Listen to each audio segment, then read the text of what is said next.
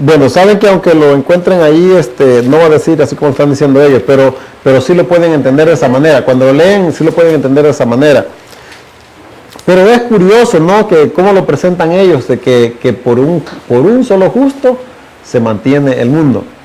¿Qué es lo que nos tiene que venir a nosotros a la mente automáticamente? De que por un justo se mantiene el mundo. Si tiene sentido, por Yeshua, por los méritos de Él, por la obediencia de Él, por la obra intercesora que Él hizo, es que nosotros todavía tenemos esperanza, es que vamos a tener redención. Es el Goel, ¿verdad? El Redentor, como le decimos. Entonces, aunque ellos no lo miran y lo aceptan con ese nombre a Él y que Él es, ¿verdad? El principio de entendimiento que tienen es el correcto, ese es. Ahora, ¿qué viene cuando se deja el pacto? Obviamente, lo que viene cuando se deja el pacto, como está diciendo aquí la parashá, va a venir maldición. Pero aquí lo que estamos mirando en la parashá es que está diciendo de que es aún más grande el castigo, es peor cuando ya se conoció, cuando ya se practicó y se vuelve uno atrás de lo que ya uno entendió correctamente, de lo que ya se puso en el corazón y se entendió que así tienen que ser las cosas. Fíjense cómo lo está asociando Pedro con el sentido que están diciendo la parashá aquí. Mire, segunda de Pedro, capítulo 2, segunda de Pedro 2, 20. Dice, ciertamente, si habiéndose ellos escapado de las contaminaciones del mundo, o sea que se salió de eso, ¿verdad? Por el conocimiento de Adonai, de Yeshua Mashiach, el Redentor, el Goel, dice, enredándose otra vez en ellas son vencidos. Su postrer estado, o sea, la forma en cómo llegan a ser después, viene a ser peor que el primero, está diciendo Pedro. Porque les hubiera sido, y aquí viene el versículo bien conocido por todos, ¿no? Porque mejor les hubiera sido no haber conocido el camino de la justicia, que después de haberlo conocido, volverse atrás del santo mandamiento que les fue dado. Recuérdense que en una parashá anterior yo les mencioné a ustedes que cuando Pablo y Pedro y Juan y todos los apóstoles están mencionando el mandamiento, no se están refiriendo a un mandamiento en particular o a uno solo. Ellos siempre mencionan del mandamiento que fuiste enseñado, se refieren a toda la Torá, a todos los 613 mandamientos. Porque Pedro no se puede estar refiriendo solamente a un solo mandamiento en específico aquí. Es del santo mandamiento que les fue dado, dice. Entonces, ¿qué está diciendo Pedro? ¿Qué pasa cuando una persona ya entendió, ya conoció, ya practicó y se vuelve a las cosas, dice, de las que antes él venció, de las que él salió? Dice que su postrer estado viene a ser peor que el primero. Y tristemente, y eso es en realidad lo que se conoce como apostasía, eso es apostatar. Que usted ya habiendo conocido, se vuelve atrás, o sea, niega lo que ya entendió, lo que ya aprendió, lo que ya practicó y se vuelve al mundo de atrás. Eso es apostatar de la fe. Esa es la apostasía y eso ya no va a tener, dice, es como lo mismo que está diciendo Pablo. ¿Cómo dice? ¿Qué sacrificio va a haber? Dice. ¿Qué más sacrificio va a haber? Dice. ¿Cómo vamos a volver a sacrificar a Yeshua? Y tristemente eso pasa en las iglesias y pasa, aún fíjense, los que han llegado a conocer y que están conociendo este camino, ¿verdad? De que tenemos que volver a la obediencia a los mandamientos. A los que conocen ya a Yeshua dentro del mesianismo, dentro de las prácticas. Tristemente hay algunas personas que se han vuelto a la vida que tenían secular antes. Pero difícilmente puede vivir una persona en paz y tranquilidad después de que el Padre le dio este entendimiento de vivir. Ya no se puede, oiga, ya no, el Espíritu ya no lo deja a uno, lo redarguye, lo acusa, lo hace sentir mal. Es una cosa que no se puede vivir en paz, oiga. ¿Cómo va a ser eso? Que de repente queramos hacer las cosas que nosotros, aún las cosas que dentro del cristianismo entendíamos que eran buenas hacer.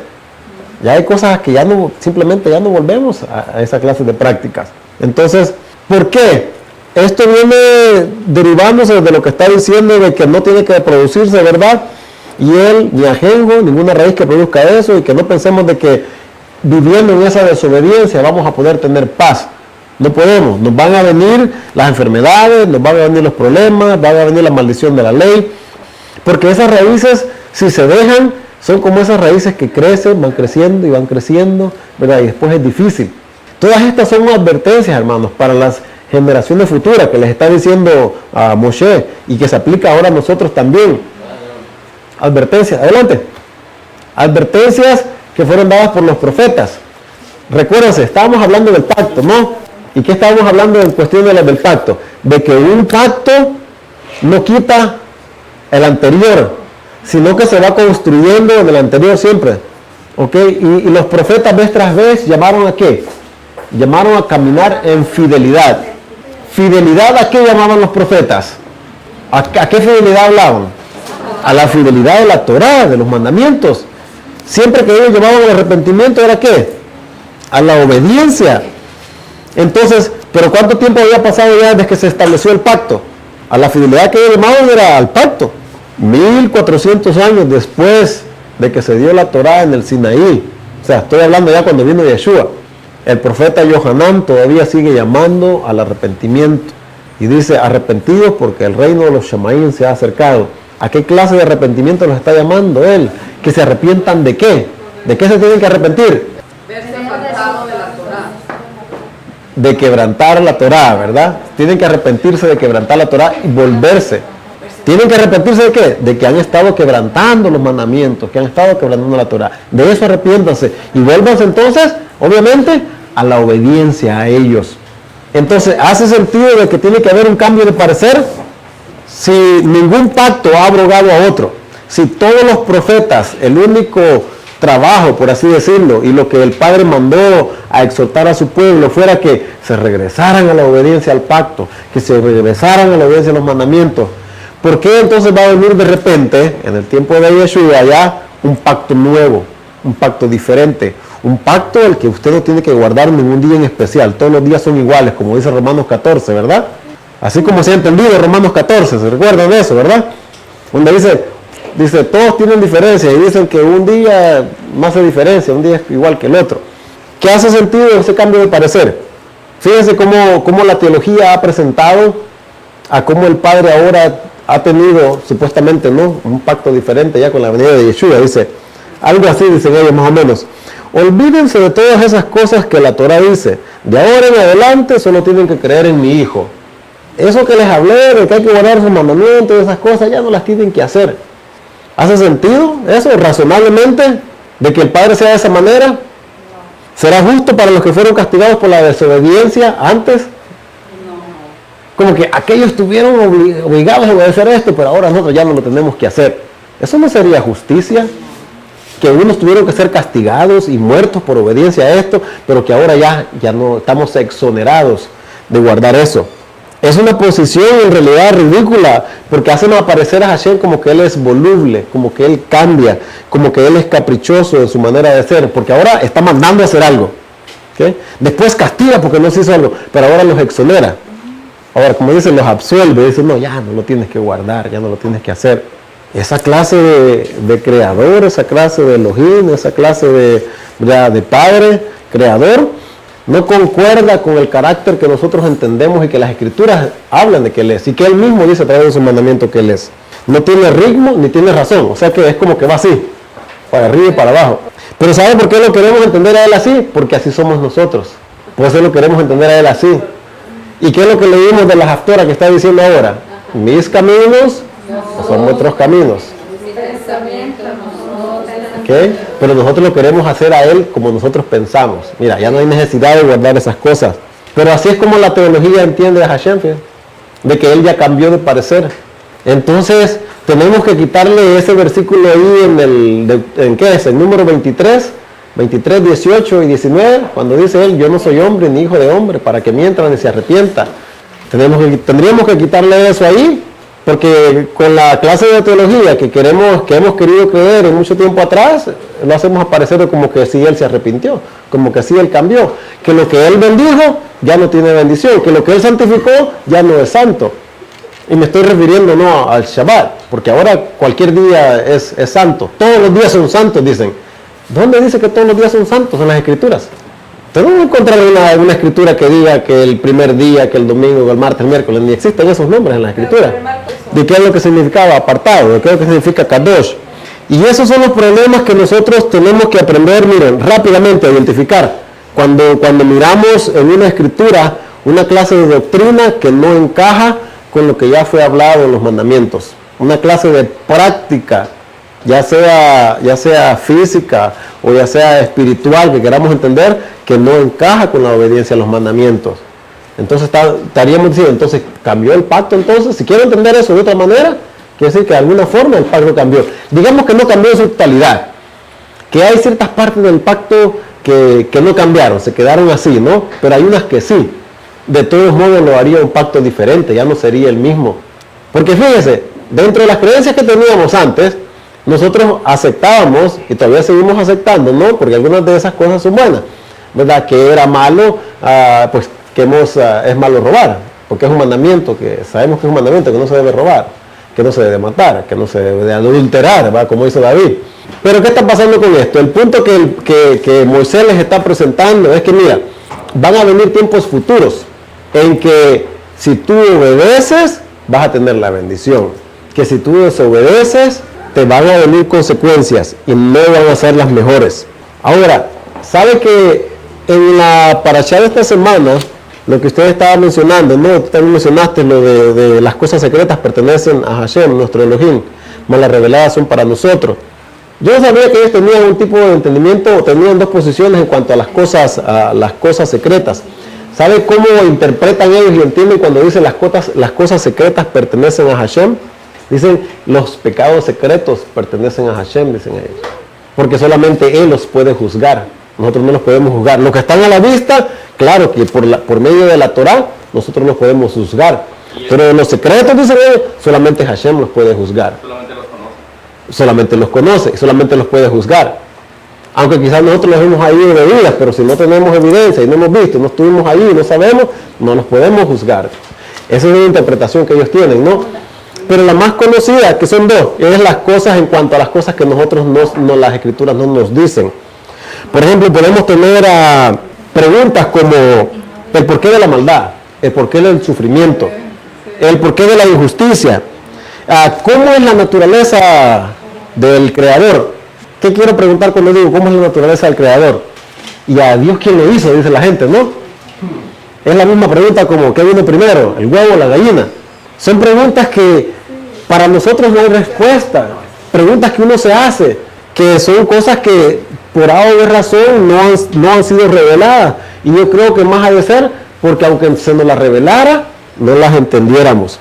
Por ejemplo, la pregunta que nos podemos y que siempre nos hacemos, ¿no? Y dentro de la teología se ha presentado esto: ¿el Mesías era divino o era humano? ¿O era los dos? Era divino o humano, ¿verdad? Y como se ha creído siempre y se ha querido presentar con el celo, ¿no? Por el amor a Yeshua, que Él es Dios sobre todas las cosas, y que Él es el mismo, el Padre, y que Él es el mismo, el Espíritu Santo.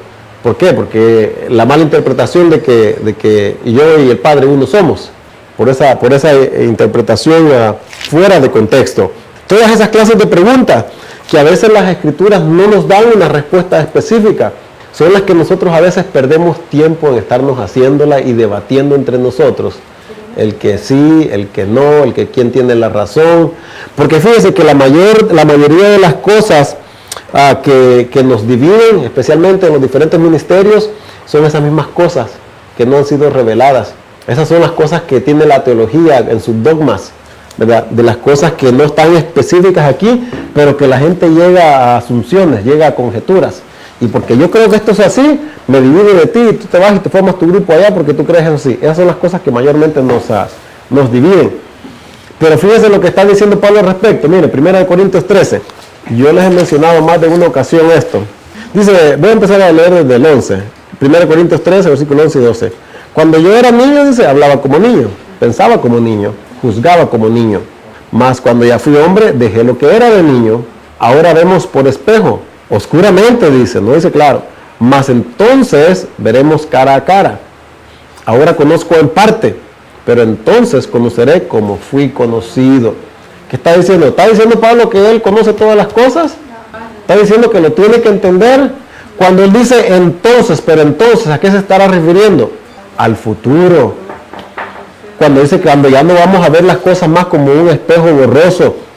Yo he ido creciendo, dice, cuando era niño pensaba como niño, jugaba como niño, pero he ido creciendo y nosotros vamos creciendo, ¿no? En el entendimiento que nos va dando los mandamientos. Y fíjense, ¿y cómo hemos ido creciendo en más entendimiento? En la manera como lo estamos estudiando ahora. Porque póngase a pensar, la manera como antes usted escuchaba y se iba a sentar 1 hora o 2, lo que fuera, a escuchar una predicación, dígame qué tanto aprendió en ese tiempo. Nomás a decir amén. Pregúntenle, saliendo a la salida, ¿de qué se trató el mensaje? Se nos olvidó. Saliendo, ¿de qué predicó? Tuvo bien lindo el sermón, hermano. Un sermón, pero bien espiritual y bien fuerte, ¿verdad? Sí, bien ungido. ¿Y de qué habló, hermano? ¿Sabe que no me acuerdo? O que le diga, sí, porque a veces nomás es emocionalismo, nos emocionamos. ¿Verdad? Escuchar algo que dice el predicador, a veces sin bases en las escrituras. Y nosotros quizás aquí, ¿verdad? No estamos gritando, amén, y no estamos, ¿verdad? Tan emocionales como algunas veces quisiéramos ser, ¿verdad? Pero el conocimiento que se va adquiriendo en la forma de estudiar las escrituras así, es de muchísimo valor, hermano, que estar ahí brincando. Mira, esas no creo yo que sean las cosas reveladas de las que está hablando aquí la Torá, porque esas son cosas reveladas, eso está revelado. El problema con eso es que no se está llevando en el orden correcto. Es que lo están aprendiendo de atrás para adelante. Pero obviamente esas cosas son reveladas. De las que no son reveladas, que está hablando aquí en la escritura, son las cosas que yo les mencioné, por ejemplo. La naturaleza de cómo es en sí Hashem, ¿verdad? Cómo es el Padre. ¿Y qué es lo que Él ha revelado? Los 613 mandamientos son los que ha revelado. Y dentro de esos mandamientos hay lo que se conoce como la Kabbalah, porque acuérdense, hemos mencionado 4 niveles de entendimiento, ¿verdad? ¿Se recuerdan? Es para un grupo exclusivo, se puede decir. No debe enseñárselo a todos, no, porque el Padre a uno de los profetas les dijo, esto no es para todos, esto solamente es para ustedes. Ya significa lo que significa eso, ¿verdad? Los 4 niveles de interpretación de las escrituras. ¿Qué es la qué? Pesha, Remes, es el Drash y el Sod. Los 4 niveles de entendimiento que tienen las escrituras. 1, 2, 3 y 4. El literal, el alegórico y este es el secreto, el Sod. ¿Se recuerdan de eso? Ya se lo olvidé, ¿verdad? Es Drash, ya. Comentado, los comentarios que se hacen. Drash, eso es lo que significa, Drash, comentario. Pero es un comentario siempre que viene basado en lo que ya está escrito, no en algo que no se conoce. ¿Ok? Sod, no. Esto, no todos, perdón, ¿verdad? Pero no todos vamos a tener la capacidad intelectual para entender este nivel. Y yo no le puedo decir a usted puede, usted no puede, usted, ¿verdad? Solo usted sabe su capacidad intelectual, solamente usted sabe tu inteligencia, el Padre sabe. Entonces, el querer forzar ya mi inteligencia a un nivel en el cual no está capacitada, ¿para qué? Mire, sí es revelado y sí hay hombres que están capacitados para entenderlos. Pero acordémonos que si entendemos y está bien comprobado en el mundo práctico, en el mundo secular, de que hay personas más inteligentes que otras. Sí o no, es la verdad, no se escucha bien eso, ¿verdad? Pero es que es la verdad. Dígame si todos ustedes son excelentes para las matemáticas. Dígame, ¿quién de ustedes? Le voy a poner una ecuación ahorita de álgebra aquí. ¿Sabe? Va que, por más que se lo enseñe, no le va a dar la cabeza para eso. ¿Sí me explico? Entonces, no es para todos eso, ¿verdad? Einstein parece un niño. ¿Ah? Einstein parece un niño comparado. Sí. Mire, la verdad es que, nosotros somos responsables por lo que ha sido revelado en los 613 mandamientos, los mismos. Por eso somos responsables. Eso es lo que ha sido revelado. Por las cosas que quizás, aunque han sido reveladas, pero están aquí, ¿verdad? No se sienta usted responsable que tiene que entender lo que está ahí en el SOT. No está obligado usted a entender eso. Aquí tiene que empezar esto, lo literal, lo que literalmente está en el mandamiento, hágalo así, hágalo así. Estos no son tan difíciles, el remes y el drash, eso en realidad es alegoría, es entendimiento y a veces está, ¿cómo se dice? Hint, está ahí ¿verdad? Está en el mismo mandamiento, está insinuados. Las parábolas, como parábolas, comparaciones, son comparaciones, alegorías, ¿verdad? Comentarios, eso es lo que hace ahí, está ahí, pero pues tenemos que buscarlo, tenemos que estudiarlo. Pero ahí está. Ok, entonces, otra de las partes que hablaba la parashá aquí, en esta última parte del capítulo 30, de Nitzavim, era del arrepentimiento. Saben que ellos así le dan un nombre a 5 versículos, del capítulo 30, del versículo 1 al versículo 5, ellos le dicen que esa es la parashá de Teshuvah, del arrepentimiento. Esa es la parashá, esos 5 versículos, es como una parashá pequeñita ahí dentro del capítulo 30, del 1 hasta el 5. Porque está hablando, está diciendo que cuando te convirtieres, está diciendo el versículo 2, miren, y obedecieres a su voz conforme a parte de lo que yo te mando, tú y tus hijos con parte de tu corazón y con parte de tu alma, ¿verdad? ¿Así dice? ¿Cómo dice? Si te convirtieres a Hashem tu Elohim y obedecieres a su voz conforme todo lo que yo te mando hoy. Pero eso era para entonces, hoy está hablando cuando se los dijo a ellos, porque ahora yo lo tengo que guardar. ¿No sería mejor que dijéramos porque cuando Moisés les dijo y con los que no están tampoco aquí con nosotros ahora? Por eso se aplica a nosotros. Entonces dice, Hashem hará volver a tus cautivos y tendrá misericordia de ti y volverá a recogerte de entre los pueblos a donde te hubiera esparcido Hashem tu Elohim. ¿De qué está hablando aquí? De que para haber redención tiene que haber arrepentimiento primero, tiene que hacerse teshuvah, para que el Padre pueda traer a todo su pueblo de las naciones y llevarlos a Israel, donde Él les prometió. Tiene que haber un deseo de volverse a la obediencia a los mandamientos, tiene que haber teshuvah, porque es que cuando te convirtieres, ya sabemos que la palabra teshuvah significa arrepentimiento, ¿no? Viene de shuv, viene de la palabra shuv, que quiere decir tornarse, volverse, hacer una vuelta en U, regresarse del rumbo que llevaba y volverse. ¿A volverme a qué? ¿A qué me tengo que volver? A la práctica de los mandamientos que están en la Torá. A eso me tengo que volver. Porque estaba pecando, ¿no?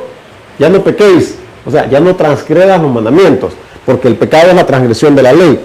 Entonces, si yo me tengo que arrepentir de pecar, ¿qué es? Tengo que arrepentirme de estarlos transgrediendo y ahora volverme a la obediencia a ellos. Entonces dicen ellos, la definición de teshuvah es regresar a la obediencia a los mandamientos. Entonces, en otros tiempos, cuando nosotros decíamos, arrepiente de tus pecados y cree en Yeshua Mashiach para salvación. Entonces, ¿qué es lo que se estaba diciendo, sin entenderlo? Vuélvanse a la obediencia de los mandamientos y acepten de que hay una persona que por los quebrantamientos que usted ha hecho, Él ya pagó por ellos, pero para que ustedes ahora sean puestos en una nueva, en un nuevo no nivel, sino en una nueva relación con el Padre, porque había habido separación, porque hay separación, hay una, sí, la paz, ¿verdad? Porque el pecado se ha hecho separación entre vosotros y su Elohim, dice Isaías, ha hecho separación. Entonces, para volver a unir esa relación, fue necesario que alguien tuviera que pagar esa deuda. Pero ahora, volviendo a esa nueva relación, ahora, ¿qué tengo que hacer? Tengo que seguir viviendo como vivía antes. ¿Y cómo estaba viviendo yo antes? Quebrantando los mandamientos. Entonces, hay tal cosa como que lo único que tengo que hacer es creer en Yeshua Mashiach y eso es todo, no tengo que hacer nada más. No tengo que obedecer mandamientos. Entonces, el arrepentimiento procede a la redención. No puede esperar usted ser redimido, no puede ser usted llevado, darle recompensa, que es llevarlo a la tierra, que es la promesa del pacto, sin usted volverse a la práctica de los mandamientos. Si usted no vuelve a la práctica de los mandamientos, no va a ser redimido. Eso yo diría de que solamente el Padre lo va a poder juzgar. Porque ¿sabe qué? Porque si una persona puede arrepentirse de verdad y no tener la oportunidad de mostrar de que está arrepentida, porque la única forma como va a mostrar que está arrepentida es practicando los mandamientos, dejando de hacer lo que hacía antes, es la única forma. Pero digamos, si se encuentra en una posición como que está ya para morir, ¿cómo se dice? Desahuciado, quería decir. ¿Sabe qué es desahuciado, verdad? Ya es, cuando está desahuciado, que ya no tiene arreglo, no tiene arreglo ya. ¿Okay? Entonces, ¿puede una persona verdaderamente tener un arrepentimiento genuino en su corazón? ¿Podría? Yo creo que sí. Yo creo que sí, y por eso digo de que eso últimamente solamente el Padre lo va a poder juzgar, porque Él va a saber si se arrepintió de corazón. Porque mire, tenemos el ejemplo, ya sea que sea bíblico o no, para bien o para mal, de ladrón junto con Yeshua muriendo, ¿no? en otro árbol, a un lado con él. ¿Qué pasó con él? ¿Cuál fue la promesa que le hizo Yeshua? ¿Y sería que ese mismo día estuvo él allá? Y entonces, ¿por qué cuando resucitó le dijo a María Magdalena que no lo tocara porque todavía no había subido a su Padre? ¿Se recuerdan cuando le dijo, no me toques, porque todavía no he subido a mi Padre? O sea que entonces, ¿a quién lo mandó adelante o qué? Y le dijo, allá fue. Entonces fue mal interpretado eso? Claro que sí, varón, eso es mala interpretación. Yeshua no fue el mismo. ¿Cuál fue lo que dijo entonces? Que en ese día le estaba diciendo de que sí, él iba a estar con él allá, en el paraíso. Nomás le Pero no ese confirmó. día. De cierto te digo, hoy, este día, te estoy diciendo, en este día yo te estoy diciendo a ti, no es que este día vas a ir conmigo para allá. De cierto te digo hoy, estarás en el futuro conmigo en el paraíso. Coma. Es que ustedes, hermanos, se comen las comas todo el tiempo. Como cuando estamos leyendo las oraciones, se van de paso, no llevan freno ahí, se van de un solo. No, obviamente no. Es que mire, algunas de esas cosas son las que nosotros a veces, en algunas de esas cosas cabe lo que estamos diciendo. Eso no ha sido revelado para nosotros, el juzgar esas cosas. Todo nos pasa en la vida por alguna razón, nada pasa por coincidencia. No podemos nosotros decir de que el Padre Creador no tiene esta creación en su control. Él siempre ha estado en control y siempre lo va a estar. Y desde el momento que yo pienso y yo digo que Él está en control, entonces si esas cosas pasaron bajo su control, ¿verdad? Entonces quiere que las permitió. Y se las permitió, tiene que tener un objetivo, una razón por la cual Él las permitió, la cual yo no entiendo ahorita. Y quizás en el futuro entenderé. Miren, el ejemplo, hemos agarrado a David ahora, ¿verdad? Bien, ajá. Volvemos con David, ¿verdad? Él se arrepintió, pero él pagó sus consecuencias. Él no quedó sin castigo. 4 veces pagó, contra tantos. Y ya las hemos enumerado antes, no creo que sea necesario. Ya sabemos las cosas que le pasaron a él. Se le murió el niño que iba a tener ella, ¿verdad? Miren lo que le pasó a su propio medio hermano, violó a Tamar. Absalón mató al muchacho este. Absalón fue matado por los soldados de David. Las esposas de él, Absalón se acostó con ellas en el techo de su terrado. Cuando él tuvo que dejar el palacio e irse, a la vista de todos, dijo, porque tú lo hiciste en secreto, dijo, yo lo voy a hacer a la luz. ¿Se recuerdan? Eso le dijo. Entonces, ¿pagó las consecuencias o no? Sí. ¿Lo perdonó el Padre? Sí. Sí. Entonces, aunque usted haya hecho lo que haya hecho, ¿lo puede perdonar el Padre? Sí. ¿Va a ser liberado de las consecuencias? No, él las va a tener que pagar. Así de sencillo. Y al pagarla ya no la... Entonces, ¿tiene el propósito arrepentirse? Sí, le quiere arrepentir para ser perdonado. Si no se arrepiente, no va a ser perdonada. Tiene que pagar. No, pero es que allá eso no le corresponde a usted. Eso ya queda a juicio del Padre. Ya no queda a juicio suyo, ni de otra persona, ni de nadie. Mire, finalmente, fíjense lo que él le dice, finalmente, ¿sabes qué? Todo esto que yo te estoy presentando no es difícil como pensamos. Los ejemplos que le pone, mire, dice, porque este mandamiento, el versículo 11, 30-11 dice, que yo te ordeno hoy. Fíjense, y este es otro ejemplo de lo que estábamos hablando, este mandamiento. Fíjense cómo lo está poniendo singular, pero ¿a qué se estaba refiriendo? A todas. Y por eso es que Pablo y los otros aplican cuando dicen el mandamiento, el santo mandamiento. No se refiere a uno, se está refiriendo a... Es una forma dentro del judaísmo de referirse a toda la Torá. Este mandamiento que yo te ordeno hoy no es demasiado difícil para ti, ni está lejos. No está en el cielo para que digas quién subirá por nosotros al cielo. Ya Moshe subió por ellos al cielo para traerlo. ¿Se recuerdan que cuando subió a la montaña del monte Sinaí es como que había subido a los mismos Shamaín? Dentro de poquito de esto, por decirlo así, él entró en una puerta donde era otro lugar ahí y le fue mostrado y entregado todas esas cosas. No crean que estaba ahí a la par de una piedra ahí en la montaña. Todo lo que se te fue mostrado, le dijo. ¿Dónde cree que esas cosas que le mostró, dónde estaban? ¿Arriba del monte? No estaban ahí. Dice que el Padre descendió en la nube, en la nube. Y ahí dice, ven para adentro, si te quieres enseñar unas cosas, te voy a poner un big screen aquí, no, fue llevado a otro lugar, hermano. Y por eso Moisés le dice, no digas que está en el cielo, yo ya fui por ti a traértelos allá. Bueno, me llevaron, ¿verdad? Ya subí allá y te los traje. No todos tienen que ir, nomás se ocupaba uno para írselo a traer a los demás. Por eso venía con su rostro resplandeciente. Y nos los traerá y nos lo va a abrir para que lo cumplamos. Ni al otro lado del mar, para que digas, ¿quién pasará por nosotros el mar para que nos lo traiga y nos lo haga oír, a fin de lo que lo cumplamos? Porque muy cerca de ti está esta palabra. Fíjate, dice, más claro, está cerquita de ti, de tu boca, le dice, en tu boca y en tu corazón, para que las cumplas. Entonces, ¿por qué nosotros siempre estamos diciendo, no puedo guardar esos mandamientos? Y es que yo no me quiero meter en eso porque después, cuando mire que no pueda, ¿cómo le voy a hacer? ¿verdad? Que uno pueda cumplir esos mandamientos. Y siempre estamos con el temor de que no voy a poder, no la voy a hacer, ¿verdad? Está muy difícil eso. Mira, dice, yo he puesto delante de ti hoy la vida, el bien, la muerte y el mal. Mire, si todo el conjunto de todos los mandamientos y toda la Torah se pudiera poner en una cáscara de una nuez, como dice en inglés, no, en el nutshell, aquí en estos dos versículos está donde dice, te presento la vida y la muerte. Esto es la que la Torah te da vida, el desobedecerla te va a traer muerte, así de sencillo.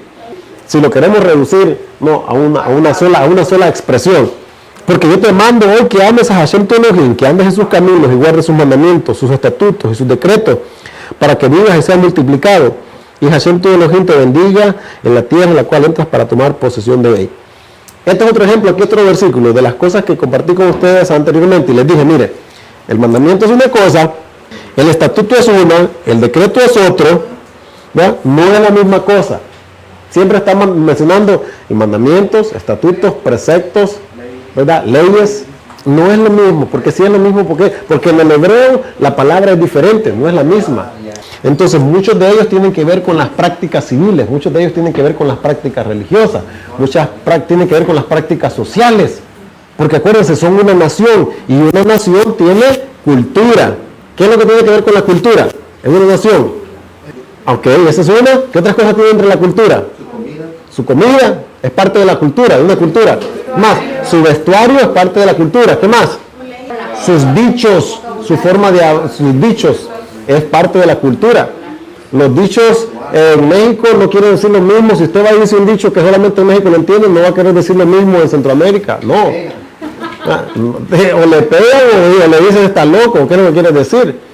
Entonces, todas esas cosas Él las está dividiendo, las está explicando así, porque son parte de lo que forma toda una nación. La cultura, el idioma, el vestir, el comer, todo eso es parte de la cultura. Porque nosotros ya no podemos comer como comíamos antes. No debemos de comer como debíamos comer antes. Por eso es que traemos las enfermedades que traemos, por la desobediencia a todos sus mandamientos. Pero mire, este es el pensamiento convencional dentro de, tristemente, que entendíamos antes, ¿verdad? Y que algunos todavía están ahí. Vamos a ponerlo aquí. Así se quieren mirarla. Y con esto vamos a acabar. Dicen ellos así, mira. Voy a poner aquí porque no se me olvide. Dicen, el pecado es la transgresión a la ley, ¿verdad? ¿Y qué quiere decir eso? Todos han pecado, dicen. Y lo dicen las escrituras, ¿no? No estamos mal ahí. Ahora, ¿qué sigue diciendo? Por tanto, todos transgreden la ley, todos transgreden la Torah. ¿Qué pasa con eso? No se puede guardar, dice. No se puede guardar. Y como no se puede guardar, no debemos de tratar de guardarla. ¿Se fijan? Así es como se piensa. Pecado o la transgresión de la ley. Todos han pecado. Entonces, como todos han transgredido la Torah, no se le puede guardar. Y como no se le puede guardar, entonces, ¿para qué la queremos guardar?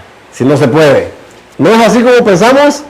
Eso nomás es quererse estarse excusando para no querer guardarla. Porque aquí, como Moshe lo está presentando, y lo entendemos, mire, hubiera sido, hermanos, hubiera sido injusto, ya se me perdió, hubiera sido injusto que el Padre nos dé una Torah que fuera imposible de guardar. Eso no sería de un creador justo. Pero nosotros nos empeñamos en decir que no se puede guardar la ley. Y aquí le está diciendo Moshe, está tan cerca de tu boca, está tan cerca de tu corazón, no está en el cielo, no está al otro lado del mar, no está. Pero nosotros, no se puede guardar. Ay, es que es tan difícil. No, la verdad, la rebeldía es la que nos hace pensar así. La misma rebelión. Y ahora les pone él, dice, les pongo por testigos a los cielos y la tierra. Porque se ocupaba en todo juicio, se ocupaban dos testigos, ¿verdad? Y siempre se ponía los cielos y la tierra. Que yo les estoy presentando aquí a ustedes que escojan la vida o la muerte, la bendición o la maldición. Escojan. Todo ha sido desde un principio escoger, hermanos. El Padre, Hashem no los va a obligar a ustedes a guardar Torah, no los va a obligar. Usted puede escoger. ¿Qué quiere escoger? Por lo menos empezar a tratar de practicarlos hasta donde usted pueda y que a medida que usted va desarrollando un amor a esa Torah, a medida que usted le va creciendo el deseo de guardarlo con un amor porque proviene de nuestro Creador, entonces vamos a ir creciendo. No vamos a decir que de la noche a la mañana ya los sé todos, ya los practico todos.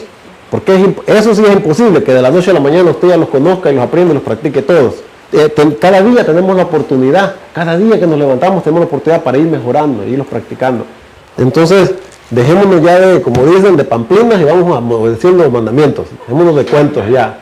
Empieza a guardar el Shabbat, empiece a dejar de comer las cosas que antes se comía, empiece a andar dentro de las cosas que la Torah está enseñando, porque aunque ustedes miren, las bendiciones, acuérdense que las bendiciones de obedecer la Torah son tanto terrenales como para el mundo venidero.